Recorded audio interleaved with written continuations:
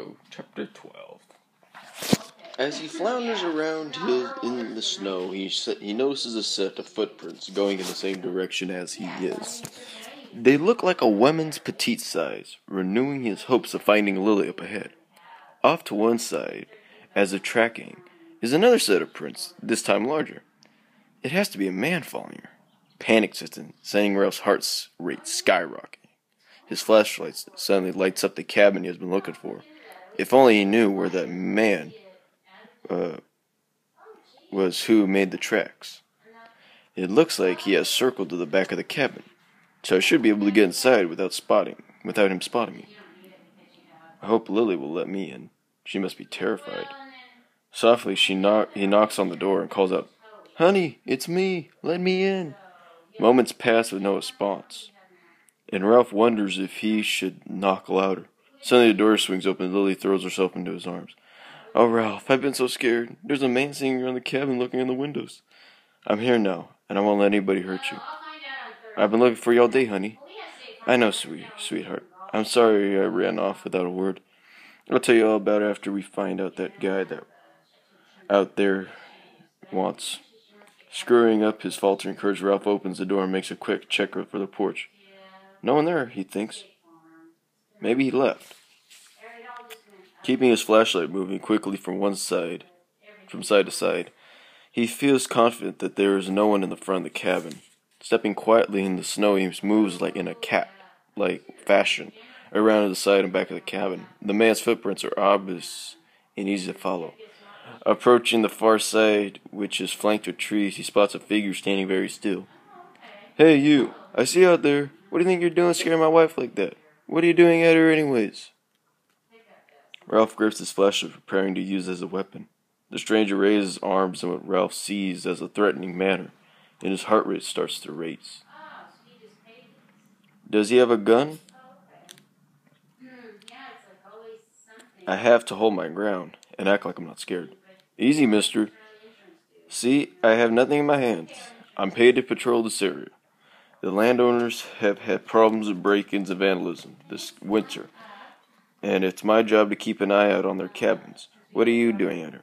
My wife and baby are spending a few days, and I'm here to join them. You need to introduce yourself because you're scared her half to death." "No problem, I'm sorry I scared her. I was just trying to see what she was up to all out here alone." Lily was barricaded in the front door in case Ralph becomes the victim of a stranger.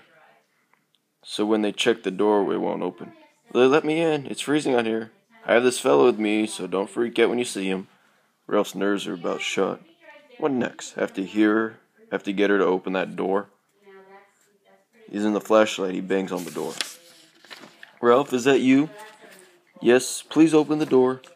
Finally, he is out of the snow and has hope to live another day.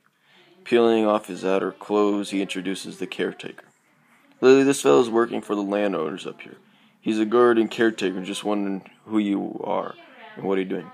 "My grandfather owns this place, but he didn't say anything about there being a caretaker. I'm sorry for freaking out. I'm Lily Hampton, and this is my husband, Ralph. Wrapped her in a blanket. Over there is my little girl, Shelley. You're welcome to stay until morning if you want. It's pretty stormy out there. Nice to meet you. My name is Jerry Thompson. Thanks for the invitation, but my snowmobile is not far from here, and I need to get home. My wife will worry if I don't make it home tonight.